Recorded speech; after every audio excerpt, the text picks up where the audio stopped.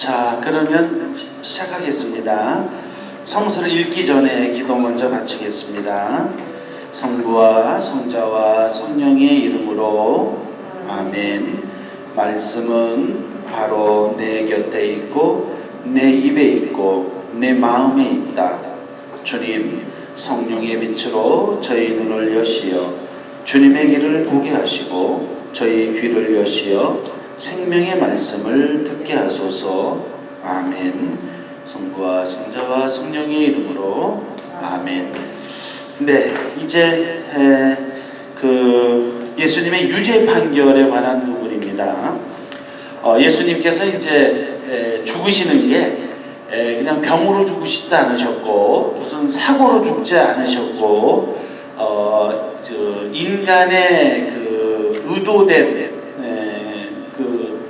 시도에 의해서 이제 죽으신 거죠, 그죠? 그래서 유죄 판결을 받습니다. 그 유죄 판결을 받고 사형을 집행한 거죠. 십자가를 우리가 예수님의 상징으로 생각하는데 사실은 십자가형이 뭡니까? 로마 제국 시대 때 사람을 처형하는 방법 중에 하나였습니다. 바울 사도는 어떻게 처형되었죠? 바울 사도요. 네, 바울 사도요. 바울 사도는 목을 맸습니다. 참수라고 하죠. 참수. 우리 옛날에 우리 조선시대 때 우리 순교도는 군문 효수 이런 것도 있었죠. 그건 뭐냐면 참수한 다음에 군대 입구, 군대 문 거기에다가 효수 머리를 이렇게 보여줘서 앞으로 이렇게 잘못하면 이렇게 죽는다라는 것을 이렇게 보여줬던 겁니다. 군문효수, 이것도 참수죠. 그래서 김동현 신부님이 목이 잘려 돌아가셨죠? 순교하셨죠? 몇 번 칼로 맞았다겠습니까? 7번인가 이렇게 11번인가 칼을 맞고 순교하셨다 이렇게 얘기하는데, 로마 시대 때 로마 제국의 시민들은 사형 집행을 참수로 했습니다. 덜 고통스러운. 그래서 이 로마 제국 시민이었던 바울 사도는 참수형을 당하죠. 로마에서요. 그래서 로마에 참수형을 당했는데 목이 떨어져서 한 번, 두 번, 세 번 튀었다고 그래요. 그래서 튄 곳마다 분수가 생겼습니다. 그래서 세 분수 성당이 있어요. 바울 사도 참수한 곳이에요. 그래서 트레폰테라는 이태리 말로 이렇게 얘기하는데 세 분수 성당입니다. 그리고 이제 예수님은 십자가형이죠. 유대인이었기 때문에 좀 고통스럽고 더 불명예스러운 죽음을 당하신 겁니다. 그래서 바울 사도는 참수라는 그래도 죽었지만 명예롭고 덜 고통스러운 거죠. 우리나라 사형 집행에서 또 대역죄인한테 하는 처형 중에 뭡니까? 능지처참이 있죠. 능지처참이 뭡니까? 사지를 찢어 죽이는 거죠. 그럼 얼마나 고통스럽겠습니까? 그러니까 그래도 칼로 목을 베는 게 사약은 또 보면 보통 다 뭡니까? 굉장히 고급 관료들이 죽을 때 사약 먹죠, 그죠? 그래서 사약은 막 사약 먹을 때 막 이렇게 표현을 그렇게 물론 죽는 거는 다 같이 죽는 거 고통스럽고 절망스러운 거지만 죽음이 그게 절망스러운 거지만 여튼간에 사약 다 다르지 않습니까? 그러면서 예수님께서 이 십자가형을 당하시는 겁니다. 그러니까 굉장히 죄질이 안 좋다든지 또는 이 직위가 낮은 사람한테 주는 벌이었다고 볼 수 있겠죠. 여튼 자, 그러면 이제 이렇게 예수님 돌아가시게 되는데 예수님의 유죄 판결이 어떻게 되는지 잠깐 보겠습니다. 첫 번째, 신문을 받으시는 예수님 57절입니다. 그들은 예수님을 붙잡아 카야파 대사제에게 끌고 갔다.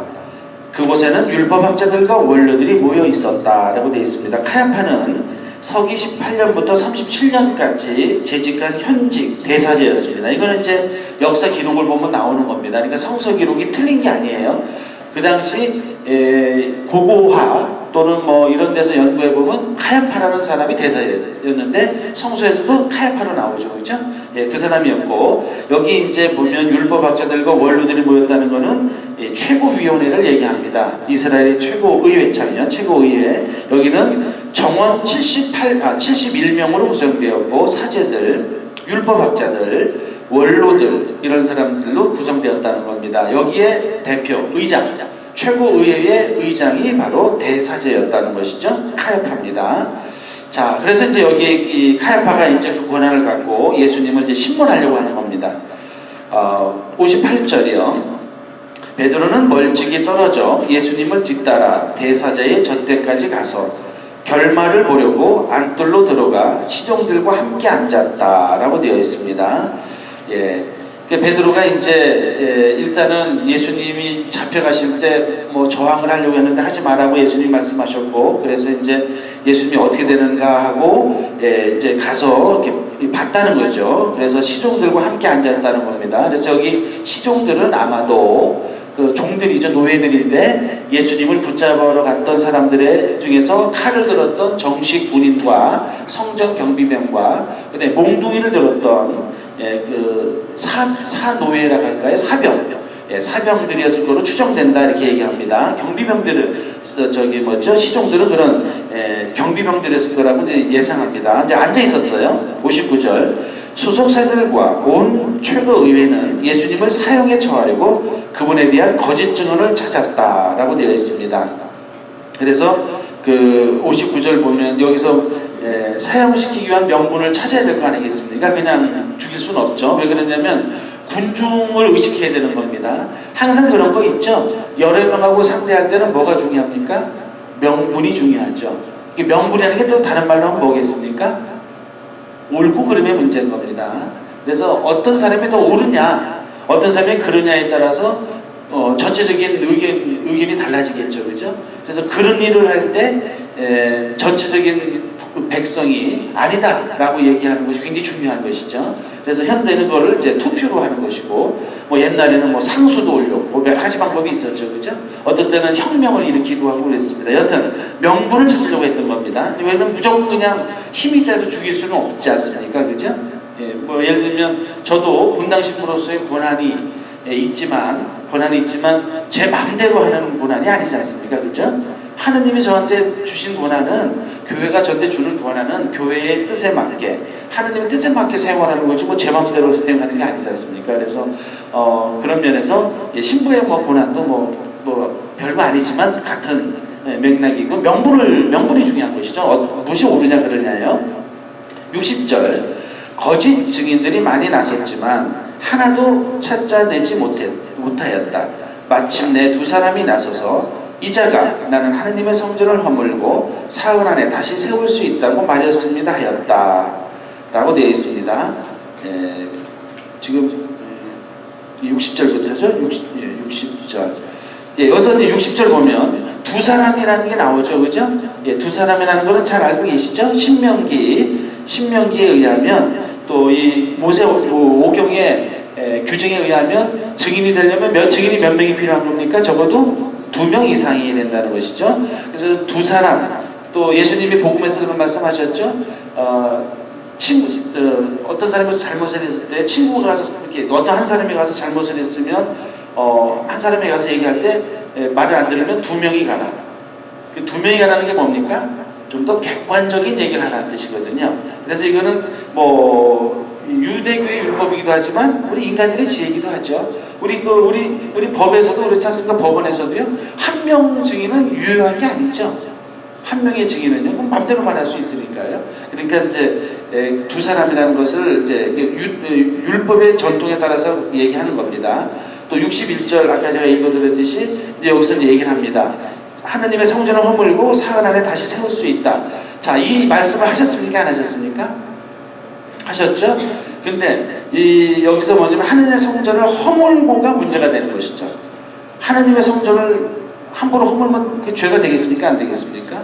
죄가 되는 것이죠. 사흘 안에 다시 세우겠다는 것은 사기죄에 해당할지는 몰라도 성전을 허무는 것이 심각한 그 죄가 되는 것이죠. 이 얘기를 하는 겁니다. 근데 예수님이 얘기하셨습니다. 그죠? 이미요. 근데 여기서 원래는 성전을 허문다는 게 누구를 두고 얘기한 겁니까? 자기 자신을 얘기하는 것이죠. 자, 사흘 안에. 사흘은 예수님 며칠 만에 부활하셨습니까? 3일, 사흘이죠. 이게 사실은 예수님을 두고 얘기했는데 말은 그렇게 한 겁니다. 성전. 그래서 이제 이것이 문제가 됐던 겁니다. 자, 여기서 문제가 됩니다. 그 다음 62절, 63절. 그러자 대사자가 일어나 예수님께 당신은 아무런 대답도 하지 않소. 이 자들이 당신에게 불리한 증언을 하는데 어찌된 일이요 하고 물었다. 그러나 예수님께서는 입을 다물고 계셨다. 대사자가 말하였다. 내가 명령하오. 살아계신 하느님 앞에서 맹세를 하고 당신이 하느님의 아들 메시아인지 밝히시오. 이렇게 얘기합니다. 여기서 이제 예수님께서 이렇게 이제 그 증인들이 얘기하는 게 예수님이 말씀을 안 하신 겁니다. 침묵하신 거예요. 그래서 이 말은 완전히 거짓은 아니죠. 예수님 하신 말씀 아닙니까? 그죠? 근데 예수님은 그런 의도로 하신 게 아닌 겁니다. 근데 여기서 그런 의도로 했다고 얘기할 때, 그러니까 예수님의 의도를 얘기하면 뭘 얘기하셔야 되는 겁니까? 내가 메시아라는 얘기를 해야 되는 거거든요. 그렇죠?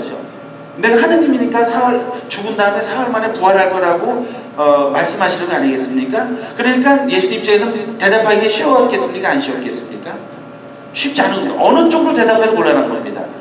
성전을 허물었다는 걸 말은 본인이 한 걸 아니까 그걸 거부할 수는 없고요. 그게 그런 뜻이 아니었다고 얘기하면 메시아라는 걸 얘기하니까 뭐가 됩니까? 신성 모독죄가 되는 것입니다. 메시아는 이스라엘의 왕이니까요. 그죠? 이게 또 내란 음모죄가 되는 겁니다. 그러니까 예수님께서 침묵하십니다. 그래서 이 대답이 그렇게 하지 않습니까? 카야파가 묻는 것도 네가 메시아인지 밝히라는 겁니다. 그러니까 성전을 허물고 이런 권한은 하느님밖에 없으니까 결국은 예수님이 메시아냐 이렇게 물어보는 겁니다. 카야파가요. 그래서 글로 몰고 가는 것이죠. 자, 여기서 일단 침묵하셨는데 예수님께서 이제 침묵을 푸십니다. 64절입니다. 예수님께서 그에게 말씀하셨다. 내가 그렇게 말하였다. 아주 예수님이 자주 쓰시는 말입니다.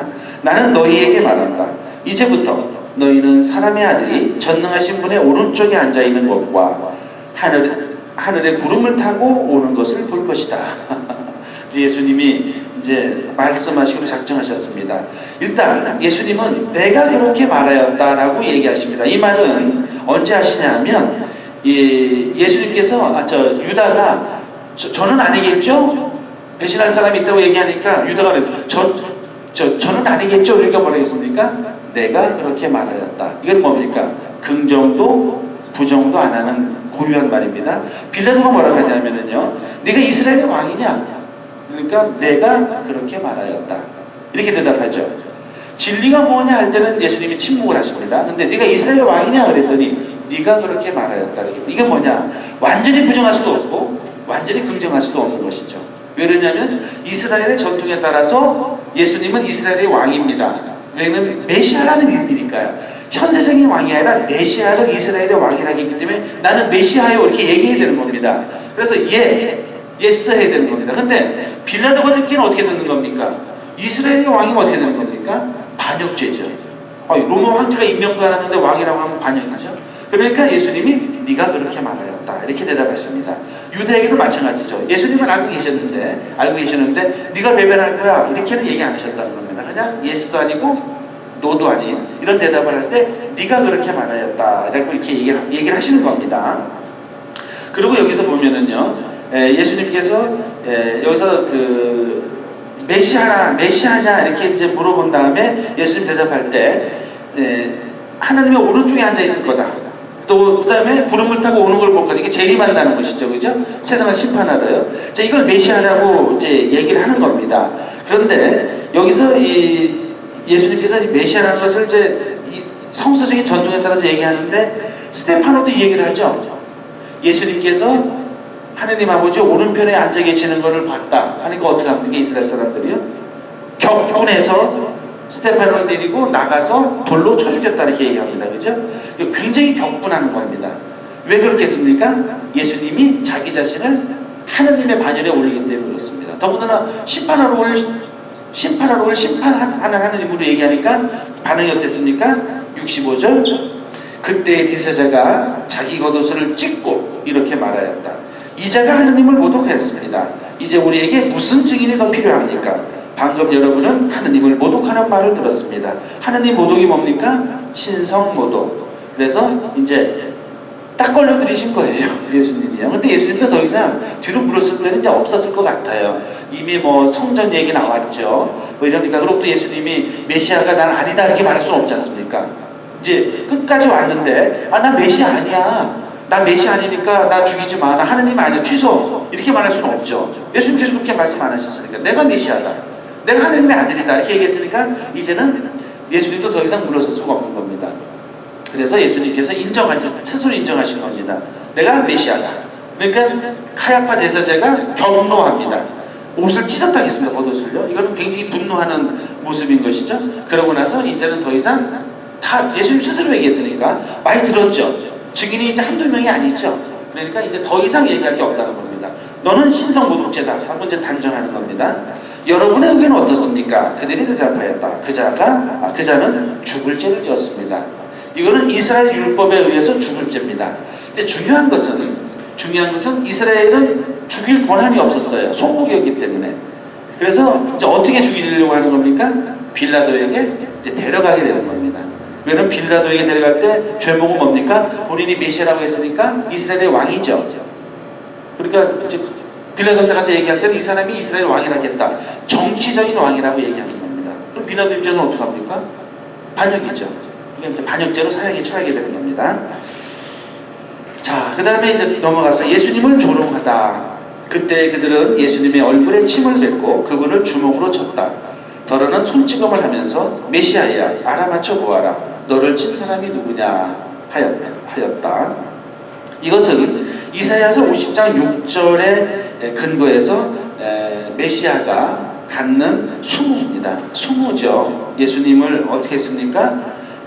얼굴에 침을 뱉었습니다. 얼굴에 침을 뱉고 그 다음에 그분을 주먹으로 쳤습니다. 어디 쳤겠습니까? 일반적으로 뭐 이렇게 이런 데 쳤겠죠. 얼굴에 침 뱉었으니까요. 더러는 손찌검을 하면서 뭐 때리고 그러면서 굉장히 이제 모욕하는 겁니다. 이사야서 50장 6절에 뭐라고 나오냐 하면은요. 나는 매질하는 자들에게 내 등을 수염을 잡아 뜯는 자들에게 내 뺨을 내맡겼고 모욕과 수모를 받지 않으려고 내 얼굴을 가리지도 않았다. 라는 이사야 예언서 50장 6절의 그 말씀을 기억하게 이렇게 하신 겁니다.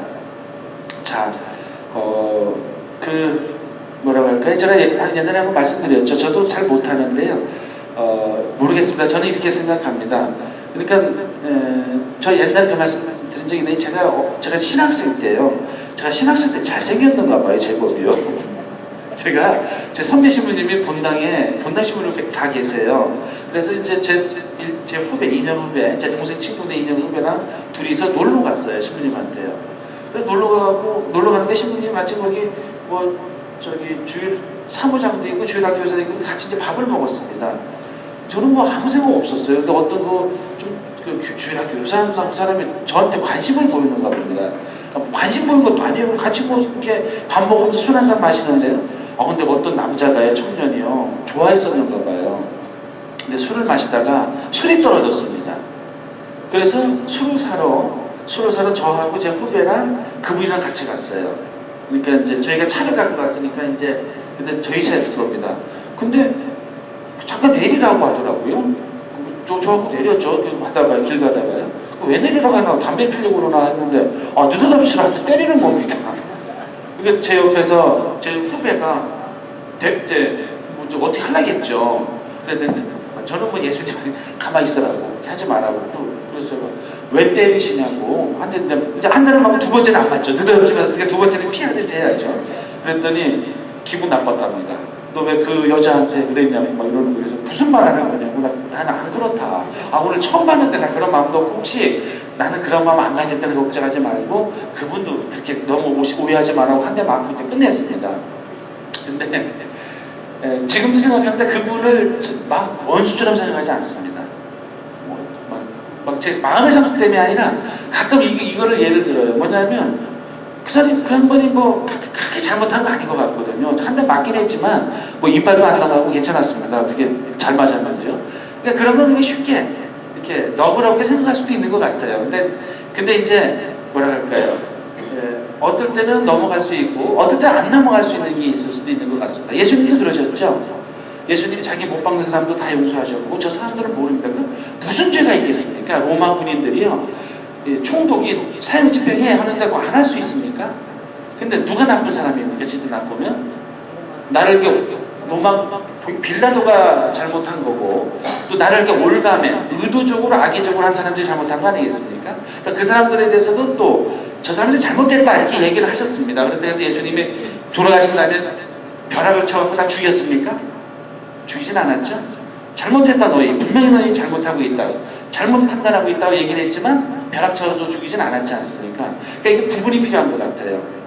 어떨 때는 기꺼이 용서할 수 있는, 정말 별 잘못도 없고 실수하고 그러는 것들은 기꺼이 용서하고요, 뭔가 좀 이게 좀 다르다, 이거는 그냥 실수라고 보기에는 아니다, 이런 걸 또 과감하게 이렇게 맞설 수 있는 이런 것이 필요하지 않을까 생각합니다. 그러니까 저는 비교할 바도 아니지만 예수님 그 사람들이 무슨 잘못이 있겠습니까?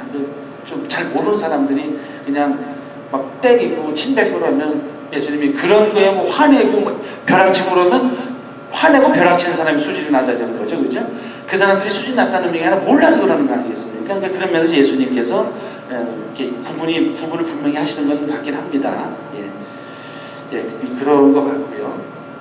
그 다음에 이제 이렇게 이제 사용하기로 이제 마음 먹었습니다. 근데 이제 요때 요런 일이 있을 때 베드로가 이제 사건 하나를 터뜨립니다. 69절 70절이요. 베드로는 안뜰 바깥쪽에 앉아 있었는데 하녀 하나가 그에게 다가와 말하였다. 당신도 저 갈릴리 사람 예수와 함께 있었죠. 그러자 베드로는 모든 사람 앞에서 나는 당신이 무슨 말을 하는지 모르겠소 하고 부인하였다. 여기 갈릴리아 사람이라고 하는 것은 이스라엘 사람들이, 저 예루살렘 사람들은 경멸하는 말입니다. 시골 사람이라는 뜻입니다. 예, 그쪽에서 많이 반기도 일어나고 그래가지고 별로 안 좋아했다라고 이게 역사적으로 얘기하고 있습니다. 한 페이지요 하니까 뭐라 겠습니까? 나는 모르겠소. 무슨 말을 하는지 모르겠소. 여기는 좀 점잖합니다. 그러니까 당신이 무슨 말 하는지 모르겠소는 이제 예수님이 미리 얘기했었죠? 배반할 거라고요. 여기서 나는 당신이 무슨 말을 하는지 모르겠소 말한 말은 심리적으로 어떤 겁니까? 내 말을 하나도 안 하는 겁니다. 내가 그렇다 안 그렇다 말을 안 합니다. 뭐라고 합니까? 당신이 이렇게 말하는데 그 말이 무슨 말인지 모르겠다 얘기합니다. 이게 심리적으로 이렇게 거짓을 얘기할 때 이렇게 얘기할 수 있습니다. 그러니까 나는 당신 말하는 걸 무슨 말인지 모르겠소는 굉장히 중립적인 말이거든요. 그러니까 내가 거짓말하는 거는 아닌 것입니다. 일단 그게 이렇습니다. 일단 베드로 이렇게 넘어가요. 넘어갔으면 좋았는데 또 문제가 됩니다. 71절 그 다음에 72절이요. 그가 대문께로 나가자. 이제 슬쩍 나가는 겁니다. 이제 빠져나가려고 해요. 알아볼 것 같으니까 어떻게 합니까? 대문으로 이제 나가려고 하는 거죠. 다른 하녀가 그를 보고 거기에 있는 이들에게 이인은 나자렛 사람 예수와 함께 있었어야 하고 말하였다. 이제 좀 나가는 겁니다. 함께 있었다는 것까지 얘기하는 겁니다. 이 시종이요. 하녀들이요. 그러자 베드로는 맹세까지 하면서 나는 그 사람을 알지 못하오 하고 다시 부인하였다. 자, 여기는 내가 모른다는 겁니다. 이제 왜냐면 처음에 얘기한 거는 좀 두리뭉실하게 얘기한 겁니다. 이제 위기가 온 거예요. 막 대문으로 막 나가려고 하는데 또 하녀 하나가 막 저 사람이라고 저 잡으라고 뭐 이런 식으로 얘기하는 겁니다. 그러니까 뭐라는 거예요? 베드로가 또 강하게 얘기하지 믿을 거 아닙니까? 나는 내가 모른다 이렇게 하는 겁니다. 이제는 내 얘기를 하는 겁니다. 이제 모르지 않잖아요. 거짓말하기 시작하는 겁니다. 이건 확실한 거짓말이죠. 그전에도 어느 정도 거짓말이지만 좀 두리뭉실 넘어가는 거고요. 그러니까 이제 맹세까지 한다겠습니다. 그러면서 나는 그 사람을 알지 못하고 하고 다시 부인하였다. 그 다음에 73절이요. 그런데 조금 뒤에 거기 서 있던 이들이 베드로에게 다가와 당신도 그들과 한패임이 틀림없어. 당신의 말씀을 들으니 분명하오 하고 말하였다. 여기서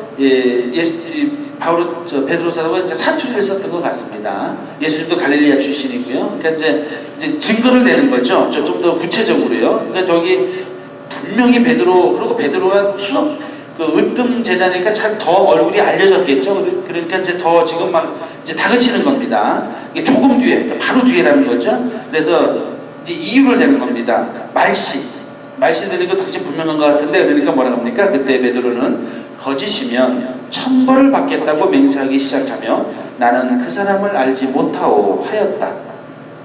그러니까 이제는 맹세 정도가 아니라 천벌을 받는다. 이게 보통 우리 하는 말 아닙니까?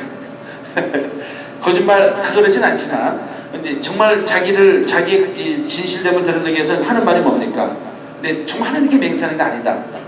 또 그러면 내 천벌을 받을 거다. 이제 일단 늘 하는 말입니다. 동서고금을 말로 똑같이 얘기하는 겁니다. 근데 이제 여기 거짓이죠. 진실을 얘기하는 게 아니고요. 그러자 곧 닭이 울었다. 예수님이 말씀하신 대로 닭이 우는 것이죠. 그래서 우리 닭이 울었다 할 때 그런 얘기를 하셨습니까? 종 쳤습니다. 이제 끝난 겁니다. 닭이 울었다. 그러니까 이제 끝난 거죠. 이제는 모든 걸 주담을 수 없습니다. 베드로는 닭이 울기 전에 너는 3번이나 나를 모른다고 할 것이다 하신 예수님의 말씀이 생각나서 밖으로 나가 슬피 울었다. 예. 이렇게 여기 슬피 울었다는 것 자체가 굉장히 인간적이고 발전할 수 있죠, 그죠? 일단 보면 그런 것 같습니다. 슬피 울었다는 거는 인간 얼마나 무서웠겠습니까? 죽는다고 생각하면 무서울 것 같지 않겠습니까? 죽는 건데요. 이제 예수님 곧 죽을 거고 잘못하면 이 수석 제자니까 어떻게 합니까? 그냥 같이 죽을 수 있지 않습니까? 죽는다 생각하면 무서웠을 겁니다. 베드로 사도 굉장히 무서웠을 거예요. 예수님은 작정하셨으니까요. 왜냐면 베드로 사도는 죽는다는 생각을 안 했거든요. 예수님도 죽을 거라고 생각하지 않았고, 예수님이 그렇게 훌륭하신 분이고 하느님이신데 죽을 거라고 생각 안 했는데 지금 돌아가는 판이 어떻습니까? 지금 대사제 집에 가보니까 예수님 죽을 것 같고 진짜 죽을 것 같거든요. 그리고 예수님이 그동안에 보여준 태도는 이 양반이 죽는다 하면 죽을 텐데 설마 아니겠지 했는데 진짜 죽는 걸로 이제 가는 겁니다. 막 대사제가 다 이제 판결하고 이제 분위기가 막 살벌하고 예수님 주먹으로 얼굴 맞고 막 이러니까 베드로 사도 진짜 죽는 거거든요. 근데 베드로는 죽을 거라 생각했으니까 자기 자신은요? 생각 안 했을 거거든요. 예수님이 너 나랑 같이 죽자 그랬으면 그럼 예수님 저도 죽어야 됩니까? 그래서 고민을 했을 텐데 아예 얘기 안 하시고 나는 죽을 거다 이렇게 베드로 사도 입장에서는 예수님보다 마음의 준비가 사실 안 된 거죠. 근데 예수님처럼 죽을 위기가 되는 거 어떻게 됩니까? 이렇게 한마디로 합니다. 근데 나중에 베드로 사도 어떻게 됩니까? 순교하시죠. 예, 순교하십니다. 왜? 각오했으니까요. 그때는 각오했습니다. 그러니까 순교하셨어요. 베드로 사도는 어떻게 순교하셨습니까? 십자가의 거꾸로. 예. 그러니까 더군다나 예수님은 똑바로 들어가서 거꾸로 했으면 얼마나 더 고통스러웠겠습니까? 훨씬 더 고통스러웠을 겁니다. 죽었어요 나중에는요. 근데 이때는 죽음이 준비가 안 됐었습니다. 그러니까 이해됩니다. 그죠? 저는 이해할 수 있을 것 같습니다. 이게 쉽게 하고 그냥 나는 그냥 생각도 안 하고 갑자기 죽을 위치가 있는데 난 예수님에서 죽겠어 하고 할 수 있을 것 같습니까? 제가 보면 없을 것 같아요. 쉽지 않을 것 같아요. 다짐하고 다짐해도 안 될 것 같은데요. 여튼 슬피 울었습니다.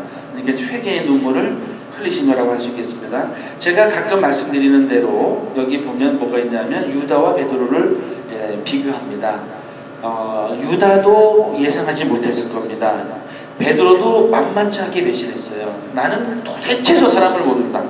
우리 검찰에 들어갈 때 그러지 않습니까? 나는 그 사람하고 1면식도 없습니다 했는데 나중에 보면 다 2면식도 있고 3면식도 있고 그런데 베드로 사도 그런 겁니다.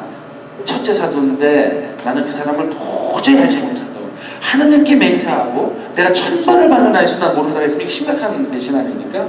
유다도 배신했죠. 둘이 똑같이 배신했는데 둘의 두 분의 삶은 달라졌다는 겁니다. 그러니까 베드로 사도는 잘못할 수 있었는데 또 반성하고 회개하고 예수님의 길을 갖는 거고, 유다 사도는 충격은 받은 것 같아요. 충격은 받았습니다. 충격은 받았는데 회개를 안 했습니다. 그러니까 뭔가 후회는 했는데 여기 이렇게 됩니다. 후회는 하는데 자기 생명을 너무 쉽게 바꿔요. 우리가 그렇게 얘기하지 않습니까? 일단 생명이 있어야지 뭔가 기회가 있는 거 아니겠습니까? 우리 있으면 아시겠지만 존엄사라고 하는 거 있죠? 사람이 죽을 때 좀 더 고통 없이 죽을 수 있도록 하는 게 그게 어떻게 보면 인간의 존엄을 살리는 걸 수도 있지만 어쩌면 인간의 이 존엄을 없애는 수도 있습니다. 고통이 좋은 건 아니죠. 근데 제가 보면 고통 없으면 사람이 철이 안 드는 것 같습니다. 그렇게 본다면 고통을 당하는 게 힘들긴 하지만 일부러 고통을 당할 건 아니지만 고통을 당한다는 것은 자기 자신을 이렇게 발전시키고 변화시키는 힘인 것 같아요. 우리 보통 고통이 없으면 잘 고민 안 하시죠? 고통 없으면 잘 고민 안 하는 것 같습니다. 저를 봐도요. 그러니까 그런 거 보면 고통은 괴롭긴 하지만 예수님이 주시는 하나의 축복일 수 있다는 것은 바로 그런 면에서 베드로와 유다 사도를 보면 알 것 같아요. 똑같은 고통이었지만 베드로는 축복이었고 유다 사도에게는 정말 뭐라고 할까요? 저주였던 거죠. 그러니까 베드로 사도 그래서 지금도 이렇게 칭송받지 않습니까? 그렇게 잘못을 했는데요. 유다 사도는 가능성이 없었습니다. 죽었어요, 그냥요. 죽었으니까 생명 어떻게 가능성이 없어지는 거죠. 그래서 죽음이라는 것이 굉장히 그런 면에서는 가능성을 없애는 거기 때문에 어떻게 보면 사고로 죽고 할 때 참 불행한 걸 수도 있습니다. 그렇죠? 갑자기 죽을 때요. 그러니까 죽는 과정이 고통스럽고 힘들지만 그 과정이 있다는 자체는 어떻게 보면 또 성경은 축복일 수 있고 우리 신앙이라는 생각할 수 있을 것 같습니다. 그러니까 그래서 존엄사도 오히려 가톨릭에서 반대하는 거죠. 사형 반대합니다. 사형도 반대합니다. 자살 반대해요. 존엄사 반대합니다.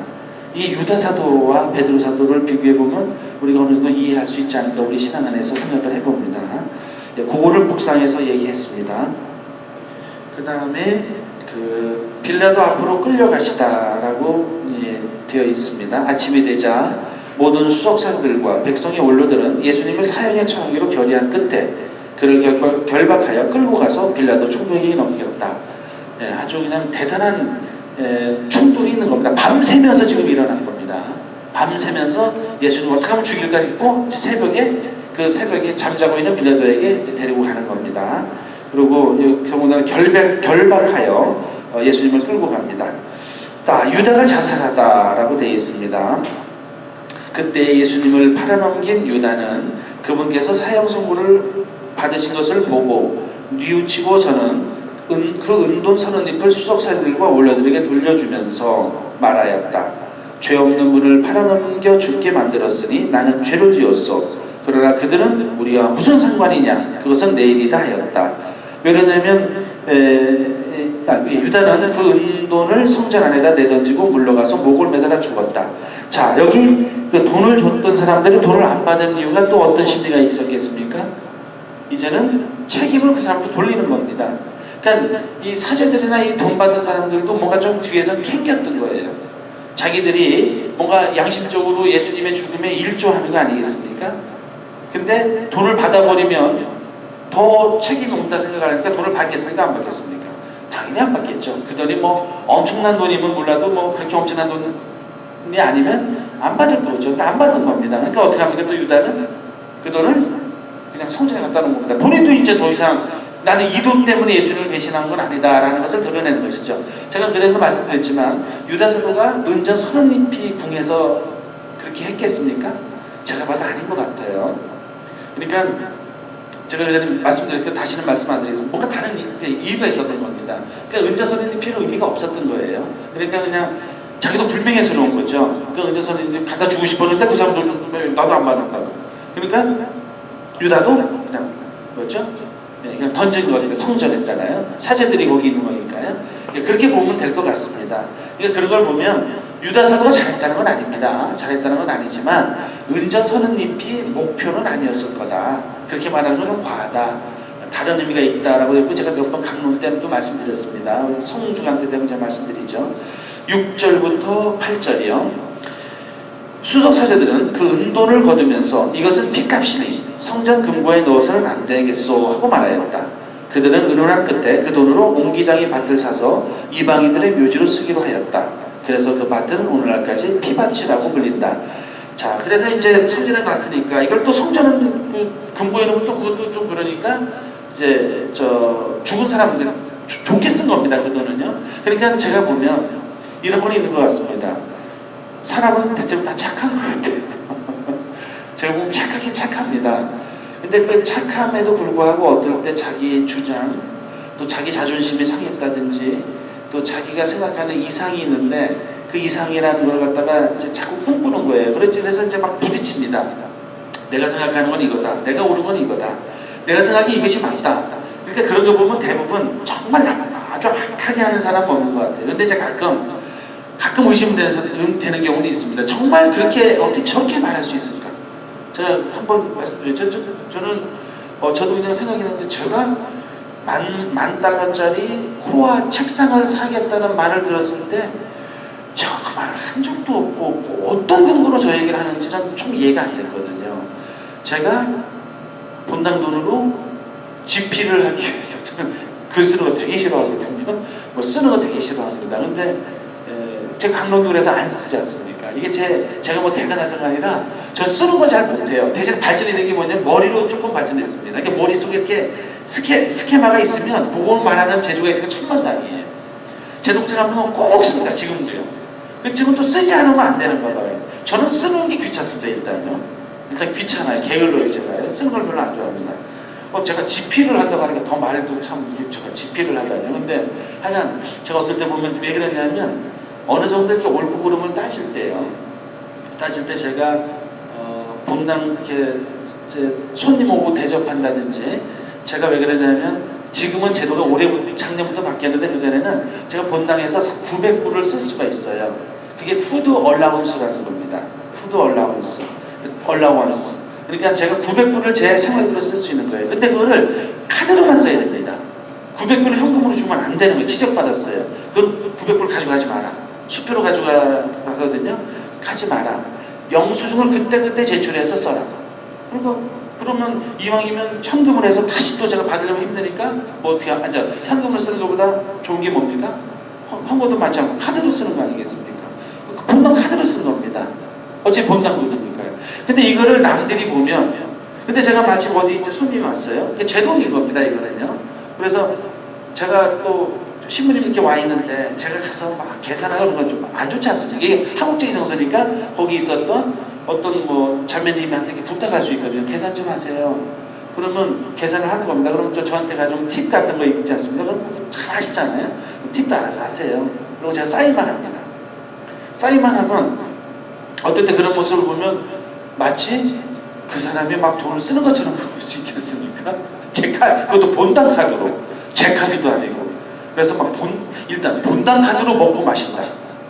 일리가 있어요. 그리고 여자한테 막 준다, 카드를. 그것도 일리가 있어요. 근거가래도 있으니까. 그래도 그렇지. 정말 제가 어떤 자매님한테 하려면 그걸 보이게 하겠습니까? 제가 이렇게 보이게 하겠습니까? 진짜 이렇게 카드로 당신이 뭐 원하는 거 싸우면 제가 보이게 하겠습니까? 모르겠어요.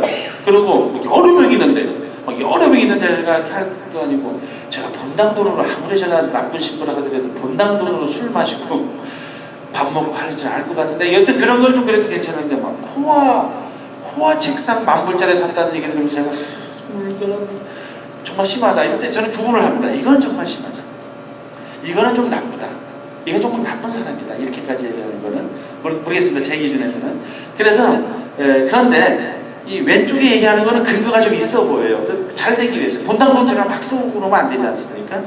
그나마 이해가 돼요. 그러니까 그런 것까지는 다 좋은 겁니다. 그래도 나름대로 본당을 지키고 이 신부가 본당 돈을 막 쓰는 걸 막아야겠다는 좋은 뜻으로 이제 이해되기 때문에 그런 면에서는 그래도 착하다 생각이 든다는 겁니다.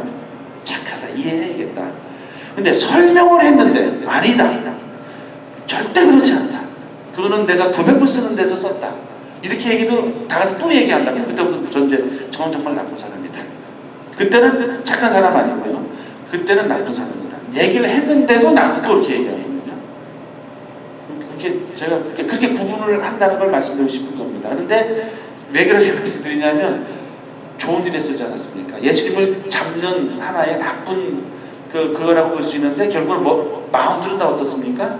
좋은 데 쓰려고 한단 말이에요. 그 돈 슬쩍 넣지 않고 좋은 데 썼다는 것이죠. 그래서 제가 보기에는 대부분은 다 좋은 뜻으로 다툼도 있고 좋은 뜻으로 어려움도 있는 것 같습니다. 그러나 그 다음에 회개가 있어야 되는 겁니다.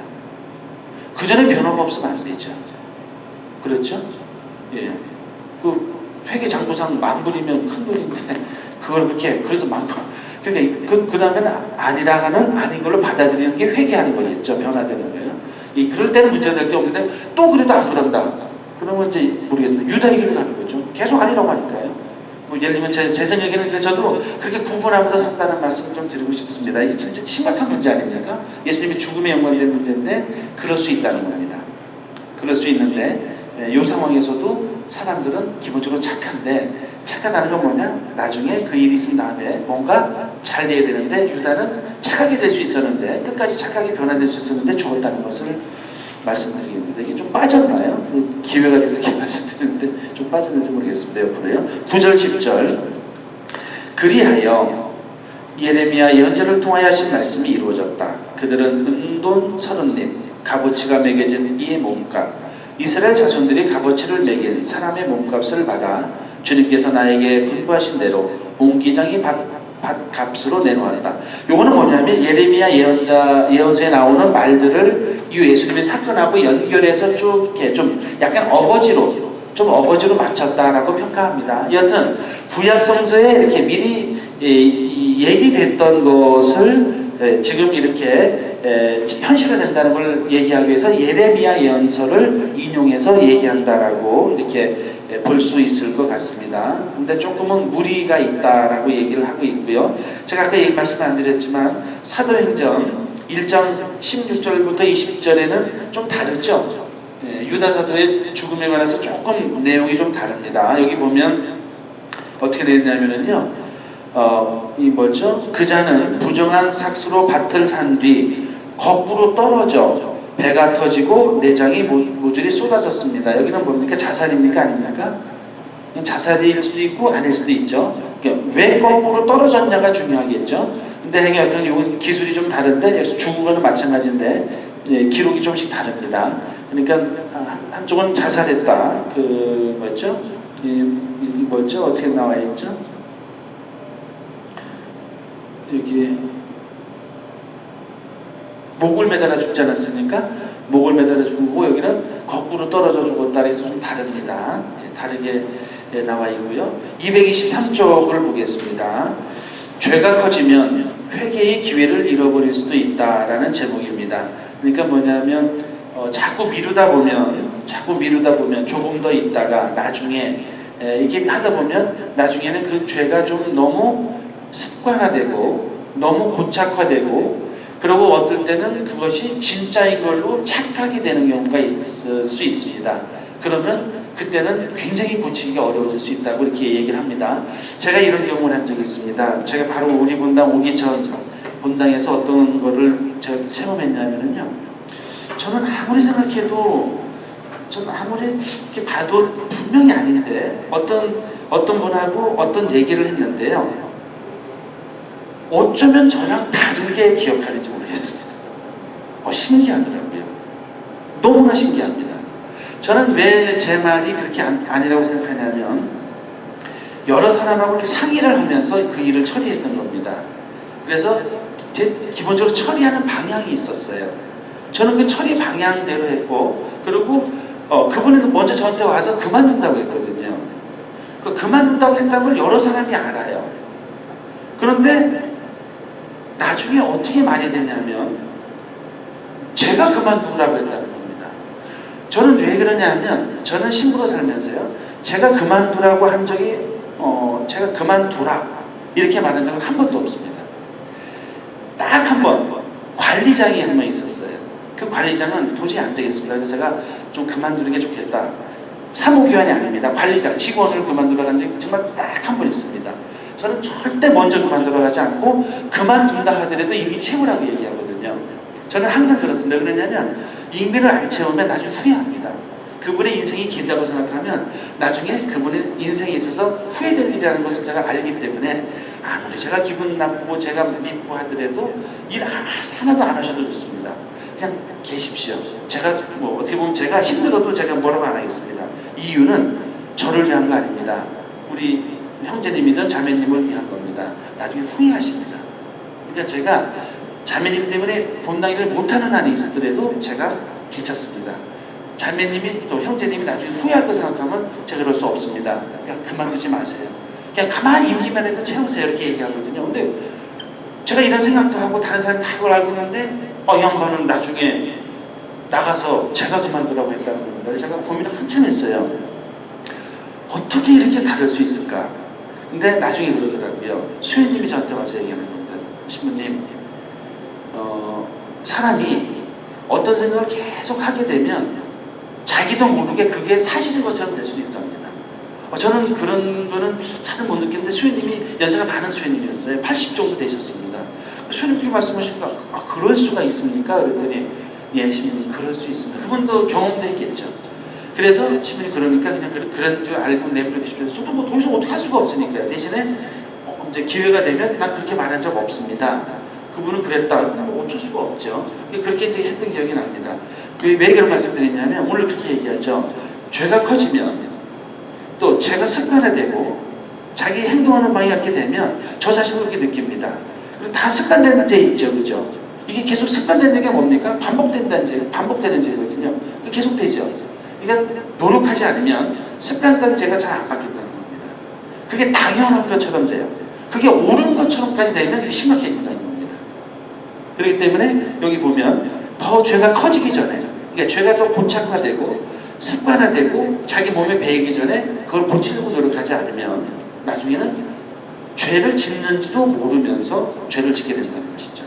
요즘도 생각해 볼 필요가 있습니다. 이건 사실 오늘 주제하고는 뭐 크게 연결되진 않지만 꼭 묵상에 넣습니다. 그러니까 이 점도 한번 생각해 봐서 우리가 습관된 죄를 늘 살펴야 된다고 말씀하시지 않습니까? 그죠?